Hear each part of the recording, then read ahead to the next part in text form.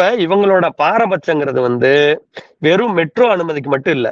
இப்ப நிதி, இப்ப நீங்க முன்னாடி எல்லாம் நிதி மத்திய அரசு திட்டத்துல 75, 25 இருக்கும். 75% அவங்க கொடுக்கணும், 25% மாநில அரசு கொடுக்கணும்.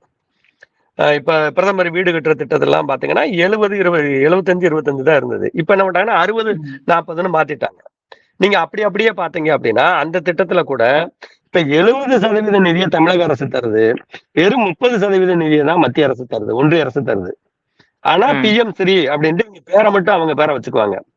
அதாவது இந்த இது சொல்லுவாங்கல்ல, ஸ்டாம்பிங் முத்திரை ஒத்துக்கிறது, ஸ்டிக்கர் ஒட்டுறது, அந்த ஸ்டிக்கர் ஒட்டுற வேலையை மட்டுமே இப்ப மோடி பாக்குறதுக்கான ஏற்பாடு. அதே மாதிரி இன்னைக்கு போட்டிருக்கிறது அந்த மாநிலங்கள்ல நடந்த விஷயத்தை போட்டு இங்க தமிழ்நாட்டுல நடந்த மாதிரியே ஸ்டிக்கர் ஒட்டுறதுக்கு வீடியோல பண்ணா பாக்குறாங்க. அதுதான் உண்மை.